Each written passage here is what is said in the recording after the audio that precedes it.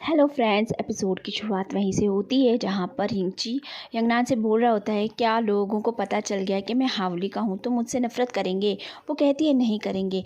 तभी सारे लोग वहां पर आ जाते हैं और बोलते हैं कि हम सोचते थे हावली के लोग बुरे होते हैं, लेकिन तुमसे मिलने के बाद हमें यकीन हो गया है कि ऐसा नहीं है। हिंची बोलता है कि हमारे अंदर जलने वाली अग्नि के अलावा कोई भी हम लोग भी आम इंसान की तरह ही हैं। सब लोग उसके साथ अच्छा व्यवहार करते हैं। तभी यंगनान बोलती है कि मैं हावली नहीं हूँ। तो हिंची बताता है कि ये हम मुझे जंगल में मिली थी और मेरी माँ ने इसे अपनी बेटी बना लिया, तब से ही मेरे साथ में है। ये लोग बात कर ही रहे होते हैं, वहाँ पीछे तेई बहुत उदास बैठा हुआ होता है। ये लोग उसके पास जाकर बोलते हैं कि मिचिन की मौत का बहुत दुख है और अफसोस बताते हैं, लेकिन वो कहता है कि वो लोग तो जश्न मना रहे हैं, मैं कैसे खुश हूँ, और उठकर जाने लगता है। यंगनान उसे बोलती है कि ऐसा नहीं है, तो वो कहता है उसकी तरफदारी मत करो, और ये कहकर वो वहाँ से चला जाता है। मास्टर चिंगनान वहाँ पर आती हैं और इंची को उसकी तलवार लौटाती है और कहती है कि ये तलवार उसके पास कैसे चली गई। तो इंची बताता है कि हम दोनों जब तलवार के लिए लड़ रहे थे तो तलवार अपने आप ही उसके पास चली गई। ये सुनने के बाद चिंगनान थोड़ा सा सोच में पड़ जाती। जैंग नियान के बारे में सोचती है कि तलवार तो उसकी थी और उसके अलावा और किसी के पास तो जा नहीं सकती थी। इंची के कान में से वो सुनहरा कीड़ा निकल के बाहर आ जाता है। इंची उसे डांटता है और कहता है कि तुम मेरे कान में क्या कर रहे थे। वो बोलता है कि मैंने कुछ सुना, इसीलिए बताना चाहता हूँ। और वो बताता है कि 3 साल पहले जब मैं उड़ता हुआ उस गुफा में पहुँचा था तो वहाँ पर इसी तरह के कपड़े पहना हुआ एक लड़का भी था जिसे मैंने बचाया था, और वो यूशी वही है। ये सुनने के बाद चिंगनान उसको बोलती है मुझे भी बता वो जगह, और वो वहाँ गुफा में जाती है और सारी तरफ काल पड़े हुए होते हैं और वहाँ पर एक पोयम लिखी हुई होती है। उसे पढ़ने के बाद चिंगनान को पक्का यकीन हो जाता है कि वो ज़ैंग लियान ही है। सीन यहीं पे कट हो जाता है। रात हो जाती है। यंगनान अपने कमरे की तरफ जा रही होती है, तभी बाईगुई वहाँ पर आ जाता है और उससे अपनी गलतफहमी दूर करने के लिए सब कुछ बोलने लगता है। यंगनान उसकी बात सुनना नहीं चाह रही थी। वो बहुत कोशिश करता है और उसे मनाना चाह रहा होता है, लेकिन यंगनान कहती है नहीं, मेरे दिल पर चोट लगी है, तुम इस बात को नहीं समझोगे। वो उसे जंगल में ले जाता है और उसे उसी तरह से मनाने की कोशिश करता है जैसे उसने उसके लिए किया था। उसके बाद में वो उसके करीब आता है, लेकिन यंगनान उसे करीब आने नहीं देती और उसे कहती है कि नहीं, अभी मुझे कुछ वक्त चाहिए, मैं सोचना चाहती हूँ। ये कहकर वो उसको दिलासा दे देती है। वो बोलता है अच्छा ठीक है, मैं इंतज़ार करूँगा। वहाँ मास्टर चैंग जो होते हैं वो बोलते हैं कि बाईगुई से हमें बहुत सावधान रहना पड़ेगा। यूशी बोलता है कि ऐसा करने की ज़रूरत नहीं, अब तक तो उसे दर्द शुरू हो गया होगा। मास्टर चैंग बोलते हैं किस तरह का। तो वो बताता है कि मेरी तलवार से मैंने उसे ज़ख्मी किया था और मेरे बदन की ठंडक का जहर मैंने उसे दे दिया और अब वो तड़प तड़प कर मर जाएगा। तो मास्टर चैंग बहुत खुश होते हैं और कहते हैं कि अच्छा हुआ वो बेरहम मास्टर का बेरहम शिष्य तड़प तड़प कर मर जाए, यही उसके लिए अच्छा है, और हंसने लग जाते हैं। सीन यहीं पे कट हो जाता है। अगले सीन में बाईगुई यंगनान को दरवाजे तक छोड़ने के लिए जाता है, लेकिन उसे दर्द होना शुरू हो गया होता है और वो वहीं बेहोश होकर गिर जाता है। यंगनान उसे उसके कमरे में ले जाती है। वो उसका हाथ नहीं छोड़ रहा होता है, उसे जाने भी नहीं देना चाहता।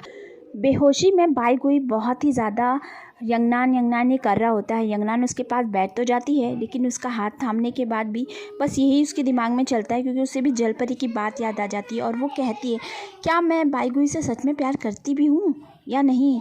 लेकिन यंगनान वहाँ से चली जाती है। जब उसकी आँख खुलती है तो वो देखता है कि उसके कपड़े वगैरह सब पड़े हुए हैं और उसके यहाँ पर एक दूसरी लड़की है जो उसकी हेल्प कर रही है। जिन चियान होती है जो बाईगुई की मदद करती है। बाईगुई उसको बोलता है क्या यंगनान चली गई है। वो कहती हाँ वो चली गई है। तो वो बोलता है अच्छा, श्रद्धांजलि की तैयारी करने के लिए उसने मुझे बताया था। जिन शेयोंग कहती है कि उस गांव में लोगों का जो मारा गया था वो ज़रूरी तो नहीं था, उन लोगों ने तो मदद की थी ना, दवाई तो दी थी, तो क्यों मार दिया गया। तो बाईगुई कहता है वो लोग बहुत जालिम लोग हैं, बिना कुछ कहे ही मार देते हैं, तो कुछ कह नहीं सकते। सीन यहीं पर कट हो जाता है। अगले सीन में यंगनान और यिंगची को दिखाया जाता है। यिंगची कहता है कि क्या तुम रात में कहाँ गई थी, सोई नहीं, तुम बहुत थकी हुई लग रही हो। तो वो बताती है कि मैं बाइगुई के पास ही उसे चोट लगी थी और वो बेहोश हो गया था। यिंगची को बहुत ज़्यादा जलन होने लगती है और वो कहता है कि तुम मुझे भी बुला लेती ना। तो वो बोलती है कि तुम बहुत थके हुए थे और तुम्हारी तबीयत भी ठीक नहीं थी, इसीलिए नहीं बुलाया। वो कहती है कि उसका जख्म इतना गहरा नहीं था, मगर फिर भी क्यों जहर फैल रहा था। यिंगची बोलता है तो कल रात तुमने कोई बात नहीं की। वो कहती है नहीं, एक बेहोश इंसान के साथ कोई बात कैसे कर सकता है। तो वो बोलता है कि तुम दोनों के बीच अब कुछ नहीं है। तो वो बोलती है कुछ भी नहीं है, हम दोनों के बीच अब कुछ बाकी रह भी नहीं सकता है। यिंगची बोलता है तो फिर, तो वो बोलती है कि अब मेरा बस ये एक ही लक्ष्य है कि मैं सारी तितलियाँ जमा करूं और उस मास्टर की कही हर बात मानूं और अपने आप को साबित करूं कि मैं एक अच्छी योद्धा हूँ। जी बोलता है कि अब तुम बड़ी हो गई हो, वो काफ़ी समझदार बातें करने लगी हो।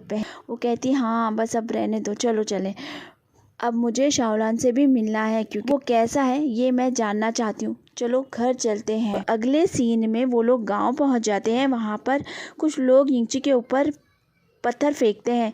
तो वो बोलते हैं ये क्या कर रहे हो। तभी तू बोलता है कि ऐसा मत करो, ये तो हमारा रक्षक है। तो वो बोलते हैं काहे का रक्षक, बचपन में जब मौका मिला था तब तो इसने कुछ किया नहीं, इसके माँ बाप की वजह से हम लोग आज तक इस तरह की ज़िंदगी जी रहे हैं। तो वो बोलता हुआ क्या है, तुम्हारे बाबा ने बचपन में तुम्हें रोक लिया था उस पत्थर को नष्ट करने के लिए, इस वजह से हमारी ये हालत आज है। तो अपनी शक्तियाँ तुमने इसी वजह से खो भी दी थी। अब जल्दी से उस पत्थर को ढूंढो और नष्ट करो, समझ गए। ये कहकर वो लोग वहाँ से चले जाते हैं। तो यिंगची बोलता है कि यंगनान, मैं तुम्हें बताना चाहता था कि असल में मैं एक रक्षक हूँ और मुझे उस पत्थर को नष्ट करना है और यही मेरी ज़िंदगी का मकसद है। लेकिन कभी कभी मैं सोचता हूँ कि उस पक्षी ने कहीं मुझे गलत तो नहीं चुन लिया। तो यंगनान उसको बोलती है कि जब तलवार ने मुझे चुना था तब मुझे भी सबने यही कहा था, लेकिन मुझे अपने आप में कॉन्फिडेंस है। तुम्हें भी अपने आप में ये रखना चाहिए, तुम आखिर कुछ ना कुछ ज़रूर करोगे, तुम बहुत अच्छे इंसान हो। यंगनान की ऐसी बातें सुनने के बाद यिंगची को बहुत हौसला मिलता है। अब दोनों घर की तरफ चले जाते हैं। यिंगची अपनी माँ के यहाँ पे जाता है और यंगनान शाओलान से मिलने के लिए चली जाती है। यिंगची वहाँ पहुँचता है, उसकी माँ काम कर रही होती है, वो उन्हें देखता है, वो बहुत दुखी लग रहा था। यिंगची की माँ उसे देखने के बाद बहुत खुश हो जाती है और उसे बोलती है कि बहुत दिनों के बाद तुम्हें देखा, तुम कैसे हो, ठीक तो हो ना। तो वो बताता है कि मुझे सब पता चल गया है कि क्या हुआ यहाँ पर। तो वो कहती है कोई बात नहीं, उन लोगों को पता चल गया था कि तुम्हारे पिता ने तुम्हारी जान बचाने के लिए ऐसा किया था, इसी वजह से इन लोगों ने ये सब किया है। अभी तो वो मुझे दोष देते हैं, कहीं तुम्हें दोष ना दे। तो वो बोलता है कि मैं कैसा रक्षक हूँ, कुछ कर भी नहीं पा रहा हूँ। तो वो बोलती है ऐसा मत कहो। फिर वो पूछती है कि अच्छा यंगनान कहाँ है। यिंगची बताता है कि मैंने मास्टर चेन्माई से बात की है, उन्होंने मुझे कहा है कि अगर मुझे शक्तियाँ मिल जाएगी तो वो पत्थर नष्ट करने में मेरी मदद करेंगे। तो उसकी माँ कहती है ये तो बहुत अच्छी बात है। तभी वो बोलती है कि यंगनान कहाँ है। तो वो बोलता है वो शाओलान से मिलने के लिए गई है। तो उसकी माँ बोलती है कि वो हमारी कितनी मदद कर रही है उस पत्थर को ढूंढने के लिए। तो यिंगची बोलता है मैंने उसे बता दिया है कि मैं रक्षक हूँ, लेकिन मैंने उसे ये नहीं बताया कि उस पत्थर को नष्ट करने के बाद मैं भी मर जाऊँगा, उसे बहुत ज़्यादा बुरा लगेगा। आप उसका ध्यान रखना, उसका ख्याल आप ही को रखना होगा। यिंगची की माँ कहती हाँ मुझे पता है, लेकिन तुम्हें अपना ख्याल अब ज़्यादा रखना चाहिए। ये सीन यहीं पे कट हो जाता है।